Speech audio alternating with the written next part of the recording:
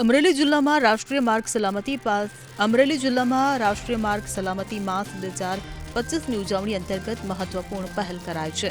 1 થી 31 જાન્યુઆરી દરમિયાન ચાલનારા આ અભિયાન હેઠળ ARTO અને જિલ્લા ટ્રાફિક પોલીસે બાબરા માર્કેટયાર્ડમાં માર્ગ સલામતી સેમિનારનું આયોજન કર્યું હતું.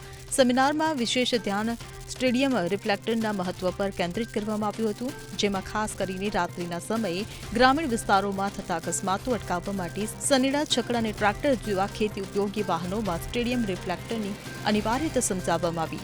ઉપકરણ અન્ય વાહન ચાલકોની આગળના વાહનની હાજરી અને ગતિનો અંદાજ મેળવવામાં મદદરૂપ થાય છે. તો જાગૃતિ અભિયાનના ભાગરૂપે માર્કેટયાર્ડમાં આવતા 100 જેટલા વાહનોમાં વિનામૂલ્યે રેડિયમ રિફ્લેક્ટર લગાવવામાં આવ્યા.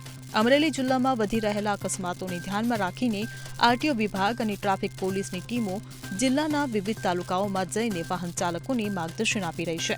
ખાસ કરીને ગ્રામીણ અને સીમ વિસ્તારોમાં લાઇટ વગર વાહન ચલાવવાની સમસ્યા પર વિશેષ ધ્યાન આપવામાં આવી રહ્યું છે. Bureau report CN24 news. હવે જુઓ દેશ દુનિયાની તમામ ખબરો તમારી આંગળીના ટેરવે. ઉઠાવો મોબાઈલ અને Google Play Store પરથી ડાઉનલોડ કરો અમારી CN24 ન્યૂઝ મોબાઈલ એપ.